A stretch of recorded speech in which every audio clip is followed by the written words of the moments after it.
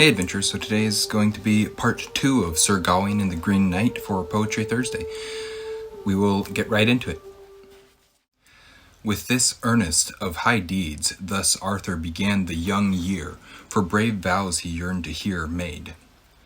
Though such words were wanting when they went to table, now of fell work to full grasp filled were their hands. Gawain was gay as he began those games in the hall, but if the end be unhappy, hold it no wonder. For though men be merry of mood when they have mightily drunk, a year slips by swiftly, never the same returning. The outset to the ending is equal but seldom. And so this Yule passed over and the year after, and severally the seasons ensued in their turn. After Christmas there came the crabbed Lenten, that with fish tries the flesh and with food more meager. But then the weather in the world makes war on the winter. Cold creeps into the earth, clouds are uplifted, shining rain is shed in showers that all warm fall on the fair turf, flowers there open. Of grounds and of groves green is the raiment. Birds are busy a-building and bravely are singing, for sweetness of the soft summer that will soon be on the way, and blossoms burgeon and blow, in hedgerows bright and gay. Then glorious musics go through the woods in proud array. After the season of summer with its soft breezes, when zephyr goes sighing through seeds and herbs, right glad is the grass that grows in the open, when the damp dewdrops are dripping from the leaves, to greet a gay glance of the glistening sun. But then harvest hurries in and hardens it quickly, warns it before winter to wax to ripeness. He drives with his drought the dust till it rises from the face of the land and flies up aloft. Wild wind and the welkin makes war on the sun. The leaves loosed from the linden alight on the ground, and all gray is the grass that green was before. All things ripen and rot that rose up at first, and so the year runs away in yesterdays many, and here winter wins again, as by the way of the world it ought, until the Michaelmas moon has winter's boding brought. Sir Gawain then full soon of his grievous journey thought. And yet till All Hallows with Arthur he lingered, who furnished on that festival a feast for the knight, with much royal revelry of the Round Table. The knights of renown and noble ladies, all for the love of that lord, had longing at heart, but nevertheless the more lightly of laughter they spoke. Many were joyless who jested for his gentle sake. For after their meal, mournfully he reminded his uncle that his departure was near, and plainly he said, "Now, liege lord of my life, for leave I beg you. You know the quest and the compact. I care not further to trouble you with tale of it, save a trifling point. I must set forth to my fate without fail in the morning, as God will me guide the green man to seek."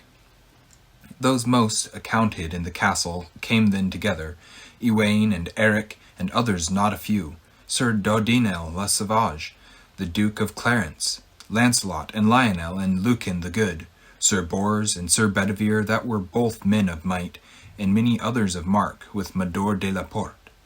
All this company of the court to the king now approached, to comfort the knight with care in their hearts. Much mournful lament was made in the hall, that one so worthy as Gawain should wend on that errand, to endure a deadly dint and deal no more with blade. The knight ever made good cheer, saying, "Why should I be dismayed? Of doom the fair or drear, by a man must be essayed." He remained there that day, and in the morning got ready, asked early for his arms, and they all were brought him. First a carpet of red silk was arrayed on the floor, and the gilded gear in plenty there glittered upon it. The stern man stepped thereon, and the steel things handled, dressed in a doublet of damask of Tharsia, and over it a cunning Cappadoce that was closed at the throat, and with fair ermine was furred all within. Then sabatons first they set on his feet, his legs lapped in steel in his lordly greaves, on which the palanes they placed, polished and shining, and knit upon his knees with knots all of gold. Then the comely cuisses The thick thews of his thighs they with thongs on him tied, and next the byrnie, woven of bright steel rings, upon costly quilting, enclosed him about, and armlets well burnished upon both of his arms, with gay elbow pieces and gloves of plate, and all the goodly gear to guard him whatever betide. Coat armor richly made, gold spurs on heels and pride, girt with a trusty blade, silk belt about his side. When he was hasped in his armor, his harness was splendid. The least latchet or loop was all lit with gold.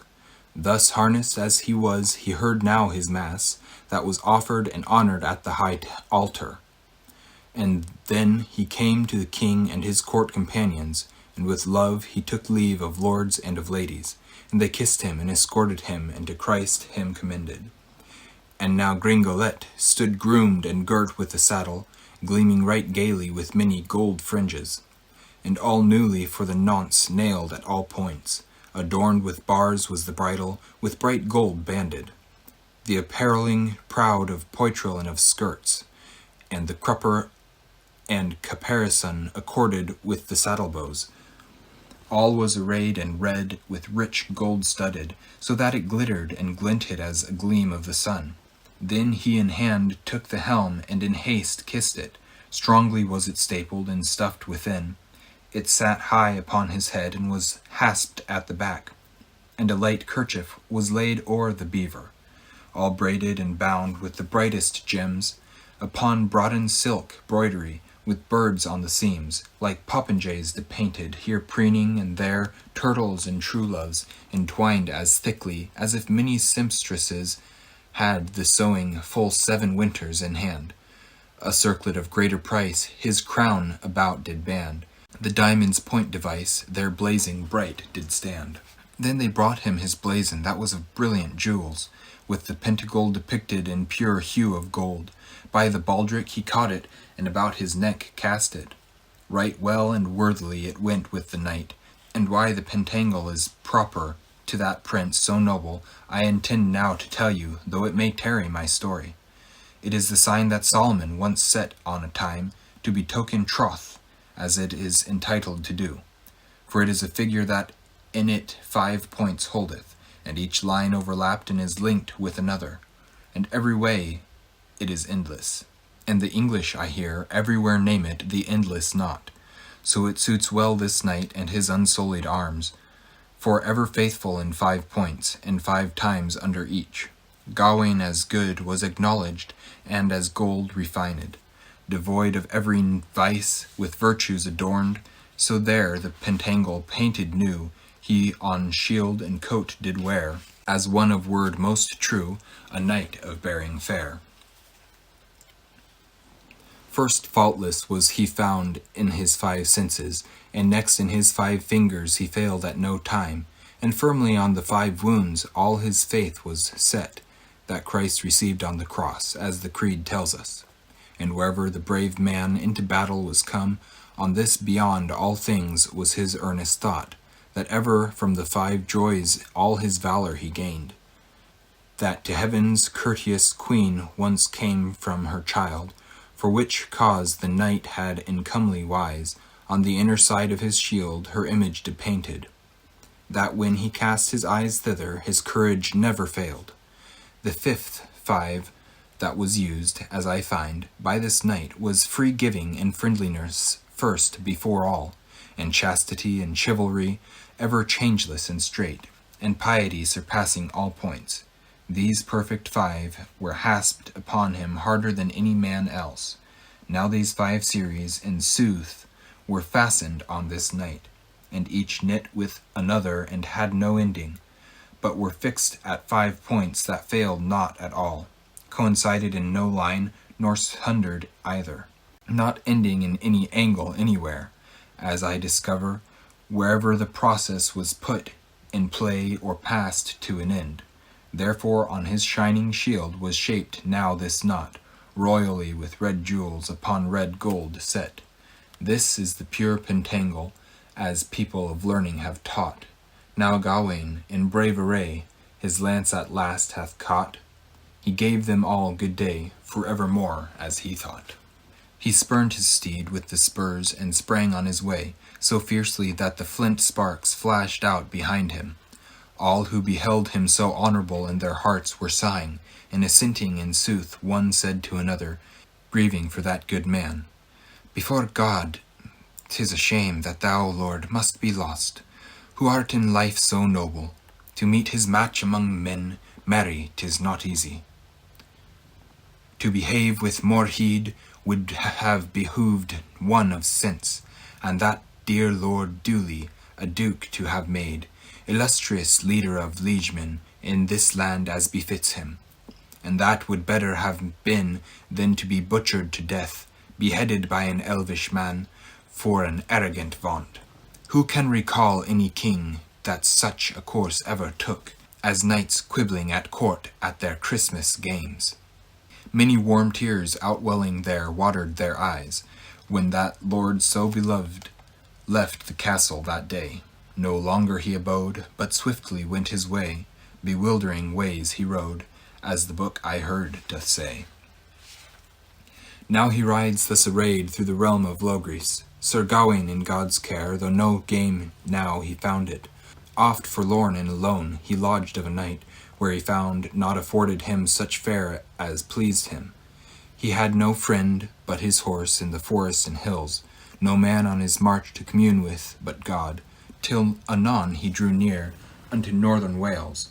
All the isles of Anglesey he held on his left, and over the fords he fared by the flats near the sea, and then over by the Holy Head to high land again, in the wilderness of Wirral. There wandered but few who with good will regarded either God or mortal, and ever he asked as he went on of all whom he met, if they had heard any news of a knight that was green in any ground thereabouts, or of the Green Chapel. All denied it, saying nay, and that never in their lives a single man had they seen that of such a colour could be. The knight took pathways strange, but many a lonesome lea, and often his view did change, that chapel ere he could see.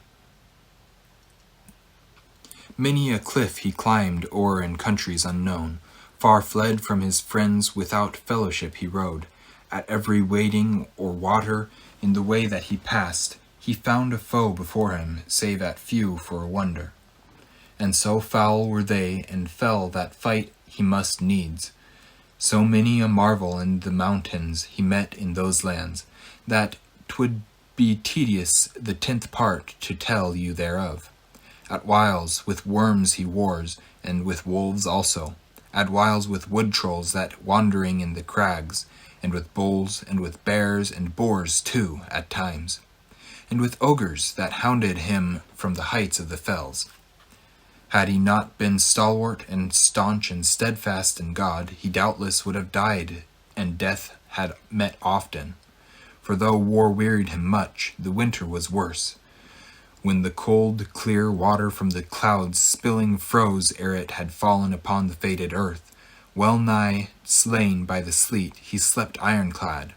More nights than enow in the naked rocks, where clattering from the crest the cold brook tumbled, and hung high o'er his head in hard icicles. Thus in perils, in pain, and in passes grievous, till Christmas Eve that country he crossed all alone in need. The knight did at that tide his plaint to Mary plead, her riders rode to guide, and to some lodging lead. By a mount in the morning merrily he was riding into a forest that was deep and fearsomely wild, with high hills at each hand and hoar woods beneath, of huge aged oaks by the hundred together. The hazel and the hawthorn were huddled and tangled, with rough ragged moss around them trailing, with many birds bleakly on the bare twigs sitting, that piteously piped there for pain of the cold. The good man on Gringolet goes now beneath them, through many marshes and mires, a man all alone, troubled lest a truant at that time he should prove, from the service of the sweet Lord, who on that selfsame night of a maid became man our mourning to conquer. And therefore, sighing, he said, I beseech thee, O Lord and Mary, who in the mildest mother most dear, for some harbour where with honour I might hear the mass and thy matins tomorrow. This meekly I ask, and thereto promptly I pray with Peter and Ave and Creed. In prayer he now did ride, lamenting his misdeed. He blessed him oft and cried, "The cross of Christ me speed." The sign on himself he had set but thrice, ere a mansion he marked within a moat in the forest, on a low mound above a lawn, laced under the branches of many a burly bole, round about by the ditches. The castle was comely that ever a king possessed, placed amid a pleasance, with a park all about it, within a palisade of pointed pales set closely, that took its turn round the trees for 2 miles or more. Gawain from the one side gazed on the stronghold as it shimmered and shone through the shining oaks, and then humbly he offered his helm, and with honour he thanked Jesus and Saint Julian, who generous are both, who had courtesy accorded him, and to his cry hearkened. "Now, bon hostel," quoth the knight, "I beg of you still." Then he goaded Gringolet with his gilded heels, and he chose by good chance the chief pathway, and brought his master bravely to the bridge's end at last. That brave bridge was uphauled, the gate was bolted fast. The castle was strongly walled, it feared no wind or blast. Then he stayed his steed, that on the steep bank halted, above the deep double ditch that was drawn round the place. The wall waded in the water wondrously deep, and up again to a huge height in the air it mounted, all of hard-hewn stone to the high cornice, fortified under the battlement in the best fashion, and topped with fair turrets set by turns about that had many graceful loopholes, with a good outlook. That knight a better barbican had never seen built. And inwards he beheld the hall uprising, tall towers set in turns, and as tines clustering, the fair finials joined featly so fine and so long, their capstones all carven with cunning and skill. Many chalk-white chimneys he chanced to espy, upon the roofs of towers all radiant white. So many a painted pinnacle was peppered about, among the crenelles of the castle clustered so thickly, that all pared out of paper it appeared to have been. The gallant knight on his great horse good enough thought it, if he could come by any course that enclosure to enter, to harbour in that hostel, while the holy day lasted, with delight. He called, and there came with speed a porter blithe and bright. On the wall he learned his need, and hailed the errant knight. "Good sir," quoth Gawain, "will you go with my message to the high lord of this house for harbour to pray?" "Yes, by Peter," quoth the porter, "and I promise indeed that you will, sir, be welcome while you wish to stay here." Then quickly the man went, and came again soon, servants bringing civilly to receive there the knight. They drew down the great drawbridge, and duly came forth, and on the cold earth on their knees in courtesy knelt, to welcome this wayfarer, with such worship as they knew. They delivered him the broad gates, and laid them wide open, and he readily bade them rise, and rode o'er the bridge. Several servants then seized the saddle as he alighted, and many stout men his steed to a stable then led, while knights and esquires anon descended, to guide there in gladness this guest to the hall. When he raised up his helm, many ran there in haste, to have it from his hand his highness to serve. His blade and his blazon both they took charge of. Then he greeted graciously those good men all, and many were proud to approach him, that prince to honour. All hasped in his harness to hall they brought him, where a fair blaze in the fireplace fiercely was burning. Then the lord of that land, leaving his chamber, came mannerly to meet the man on the floor. He said, "You are welcome at your wish to dwell here. What is here, all is your own, and to have in your rule any sway." "Gramercy," quoth Gawain, "may Christ you this repay." As men that to meet were fain, they both embraced that day. Gawain gazed at the good man who had greeted him kindly, And he thought bold and big was the baron of the castle, very large and long in his life at the prime. Broad and bright was his beard, and all beaver-hued, stern, strong in his stance upon stalwart legs. His face fell as fire, and frank in his speech, and well it suited him, in sooth, as it seemed to the knight, a lordship to lead untroubled over lieges trusty. To a chamber the lord drew him, and charged men at once to assign him an esquire to serve and obey him, and there to wait on his word many worthy men were, who brought him to a bright bower where the bedding was splendid.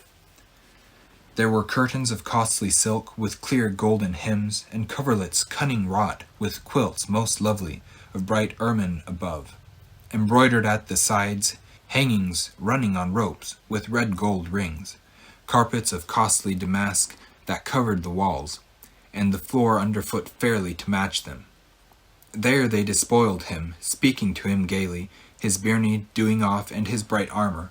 Rich robes then readily men ran to bring him, for him to change and to clothe him, having chosen the best, as soon as he had donned one and dressed was therein, as it sat on him seemly with its sailing skirts.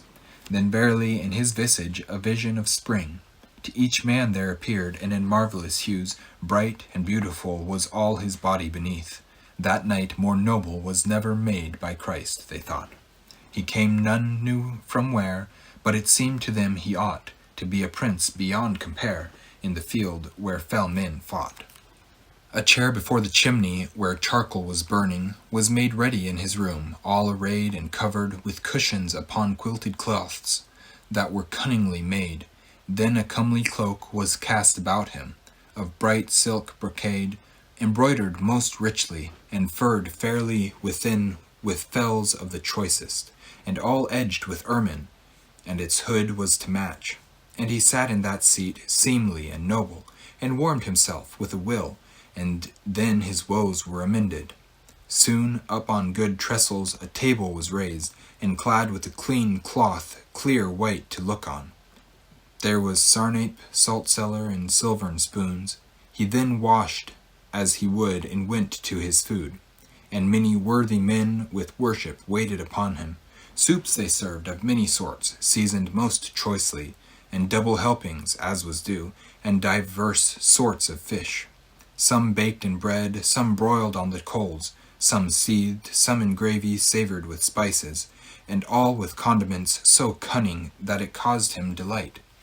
A fair feast he called it, frankly and often, graciously, when all good men together there pressed him. Now pray, this penance deign to take, 'twill improve another day. The man much mirth did make, for wine to his head made way. Then inquiry and question were carefully put, touching personal points to that prince himself, till he courteously declared that to the court he belonged, that high Arthur in honor held in his sway, who was the right royal king of the Round Table, and 'twas Gawain himself that as their guest now sat, and had come for that Christmas, as the case had turned out. When the lord had learned whom luck had brought him, loud laughed he thereat, so delighted he was. And they made very merry, all the men in that castle, and to appear in the presence were pressing and eager, of one who all profit and prowess and perfect manners comprised in his person, and praise ever gained. Of all men on middle earth he most was admired.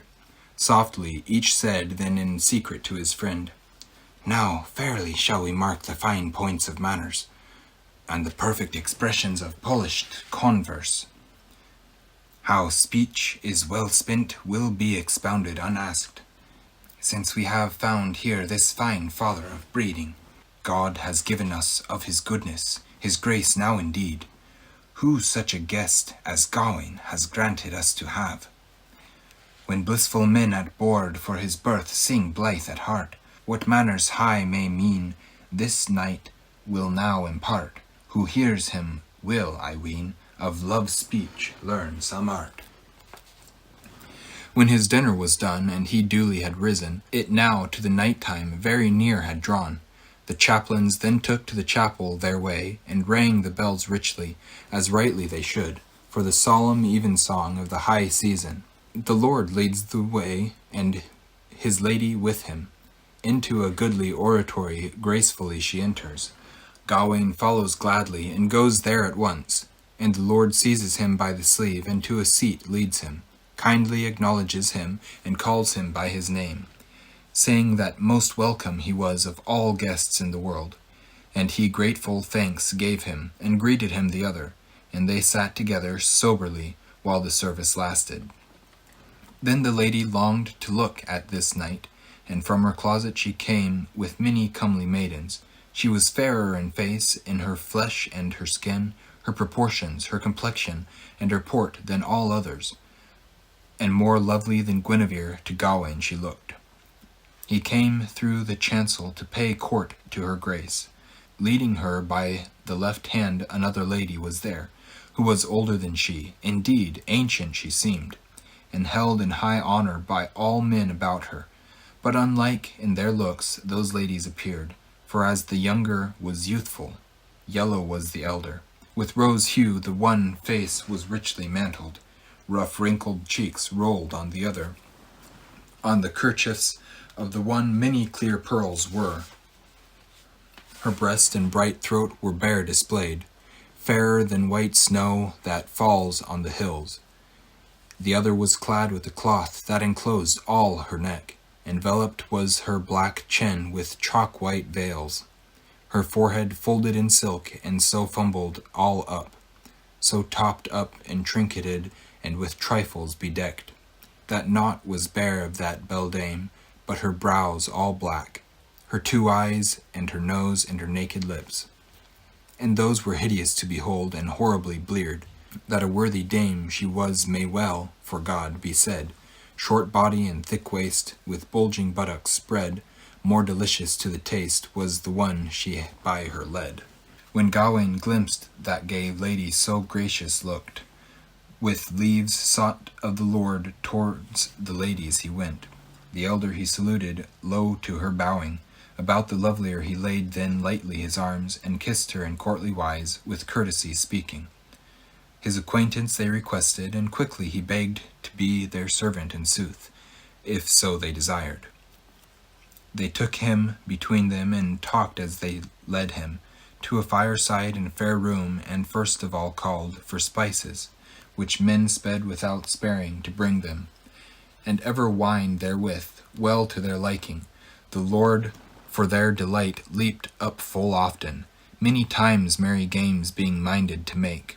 His hood he doffed, and on high he hung it on a spear, and offered as an honor for any to win, who the most fun could devise at the Christmas feast. And I shall by my troth to contend with the best ere I forfeit this hood with the help of my friends. Thus with laughter and jollity the lords made his jests to gladden Sir Gawain with games that night in hall, until the time was due that the Lord for lights should call. Sir Gawain with leave withdrew, and went to bed withal. On the morn, when every man remembers the time that our dear Lord for our doom to die was born, and every home wakes happiness on earth for his sake, so did it there on that day with the dearest delights. At each meal and at dinner marvelous dishes, men set on the days the daintiest meats. The old ancient woman was highest at table. Meetly to her side the master he took him. Gawain and the gay lady together were seated in the centre, where as was seemly the service began, and so on through the hall as honour directed. When each good man in his degree without grudge had been served, there was food, there was festival, there was fullness of joy, and to tell all the tale of it I should tedious find, though pains I might take every point to detail. Yet I ween that Gawain and that lady so fair, in companionship, took such pleasure together in sweet society, soft words speaking, their courteous converse clean and clear of all evil, that with their pleasant pastime no prince's sport compares. Drums beat and trumps men wind, many pipers play their airs, each man his needs did mind, and they too minded theirs. With much feasting they fared the first and the next day, and as heartily the third came hastening after. The gaiety of St. John's Day was glorious to hear, with cheer of the choicest childermas followed. And that finished their revels as folk there intended, for there were guests who must go in the grey morning, so wondrous wake they held, and the wine they drank, and they danced and danced on, and dearly they carolled. At last, when it was late, their leave when they sought to wend on their ways each worthy stranger. Good day, then said Gawain, but the good man stayed him, and led him to his own chamber to the chimney corner, and there he delayed him, and lovingly thanked him for the pride and pleasure his presence had brought, for so honouring his house at that high season, and deigning his dwelling to adorn with his favour. Believe me, sir, while I live, my luck I shall bless, that Gawain was my guest at God's own feast.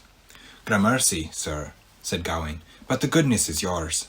All the honour is your own. May the High King repay you, and I am under your orders what you ask to perform, as I am bound now to be, for better or worse by right. Him longer to retain, the Lord then pressed the knight. To him replied Gawain, that he by no means might. Then with courteous question he inquired of Gawain, what dire need had driven him on that festal date, with such keenness from the king's court to come forth alone, ere wholly the holidays from men's homes had departed.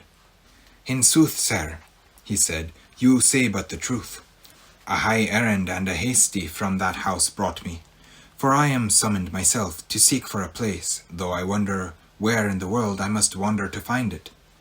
I would not miss coming nigh it on New Year's morning, for all the land in Logres, so our Lord help me.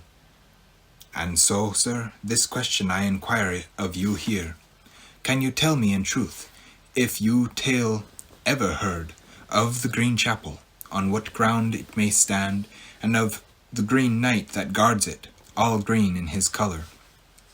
For the terms of the tryst were between us established, to meet that man at that mark, if I remained alive, and the named New Year is now nearly upon me, and I would look on that Lord, if God will allow me, more gladly by God's Son than gain any treasure. So indeed, if you please, depart now I must, for my business. I have now but barely 3 days, and I would fainer fall dead than fail in my errand. Then laughing, said the Lord, Now linger you must, for when 'tis time to that tryst, I will teach you the road. On what ground is the Green Chapel? Let it grieve you no more. In your bed you shall be, sir, till broad is the day, without fret, and then fare on the first of the year, and come to the mark at mid-morn, there to make what play you know. Remain till New Year's Day, then rise and riding go. We'll set you on your way, 'tis but 2 miles or so. Then was Gawain delighted, and in gladness he laughed. Now I thank you 1,000 times for this beyond all. Now my quest is accomplished as you crave it. I will dwell a few days here, and else do what you order. The Lord then seized him and set him, and let the ladies be sent for to delight them the more, for their sweet pleasure there in peace by themselves. For love of him the Lord was as loud in his mirth, as one near out of his mind, who scarce knew what he meant. Then he called to the knight, crying out loudly, You have promised to do whatever deed I propose. Will you hold this behest here at this moment? Yes, certainly, sir, then said the true knight. While I remain in your mansion, your command I'll obey. Well, returned he, you have travelled and toiled from afar, and then I've kept you awake. You're not well yet, not cured. Both sustenance and sleep 'tis certain you need. Upstairs you shall stay, sir, and stop there in comfort. Tomorrow till mass time, and to a meal then go. When you wish with my wife, who with you shall sit, and comfort you with her company, till to court I return. You stay, and I shall early rouse, and a hunting wend my way. Gawain gracefully bows. Your wishes I will obey. One thing more, said the master. We'll make an agreement. Whatever I win in the wood at once shall be yours, and whatever gain you may get you shall give in exchange. Shall we swap thus, sweet man? Come, say what you think, whether one's luck be light or one's lot be better. By God, quoth good Gawain, I agree to it all, and whatever play you propose seems pleasant to me. Done, 'tis a bargain. Who'll bring us the drink? So said the lord of that land. They laughed one and all. They drank and they dallied, and they did as they pleased, these lords and ladies, as long as they wished. And then, with customs of France and many courtly phrases, they stood in sweet debate and soft words bandied, and lovingly they kissed their leave taking, with trusty attendants and torches gleaming. They were brought at the last to their beds so soft, one and all. Yet ere the bed they came, he the bargain did oft recall. He knew how to play the game, the old governor of that hall. We've come now to the end of part 2 of Sir Gawain and the Green Knight, and next week we will continue on to part 3. Thank you guys for watching an Erudite adventure. We post videos every Monday and Thursday and have our social medias linked in the description down below. We will see you guys again soon. Stay warm.